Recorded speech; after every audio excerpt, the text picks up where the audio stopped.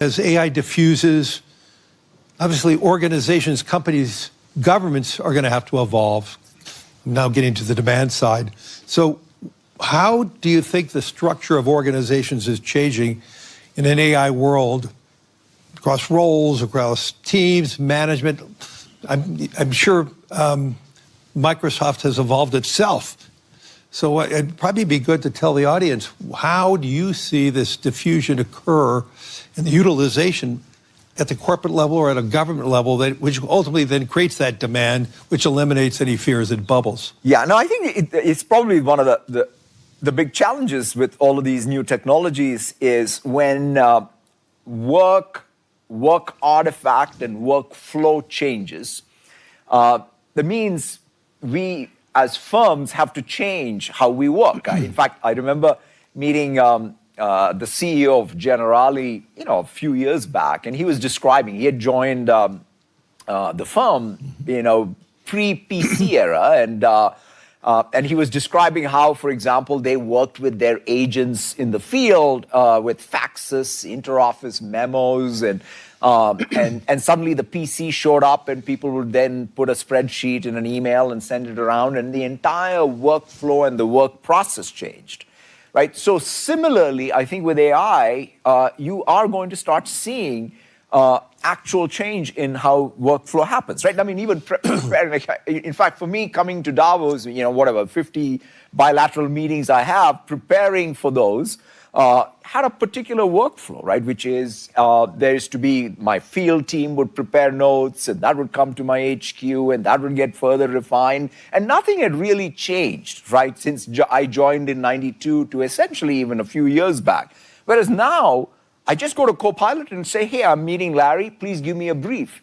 And it comes back and gives me, by the way, the one nice thing is it gives me a 360, right? It knows what we are doing with you as a client, what we're doing as a client of yours, right, and everything in between as an investment. So it captures even information unlike anything else. In fact, what I do is I take that and immediately share that back with all my colleagues across all the functions, right? Think about it. It's a complete inversion of how information is flowing in the organization. It's not like this classic, we have an organization, we have departments, we have these specializations, and the information trickles up.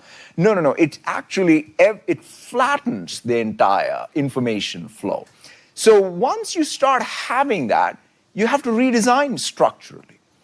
So the current structure may not make sense. Because you want people to be able to work in a way that allows them to have this information flow freely. So what all this leads me to, if I had to sort of say, what's the formula? The formula, I think it starts with the mindset. The mindset we as leaders should have is we need to think about changing the workflow with the technology.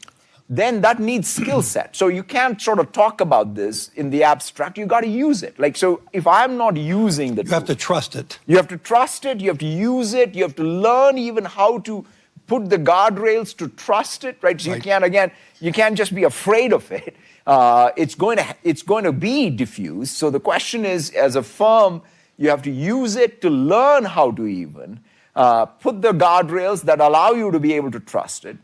So skills. So mindset, skills.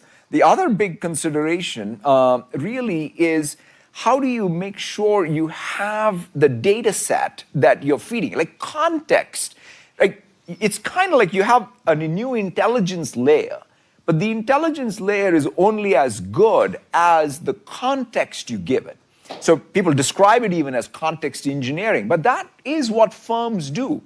Right? If you think about what do firms do, it's all about the tacit knowledge we have by working as people in various departments and moving paper and information. So the question is, how do you really have this? AI also have that context. So these are sort of some of the new things that have to percolate throughout an organization to take advantage. In fact, that's why I think you're going to see that challenge of why am I not seeing immediate results in productivity? Because you have to do the hard work. In fact, that's why it's not going to be there are going to be firm-wide differences. There could be sector-wide differences, but it's going to fundamentally be because of the leadership will in an organization.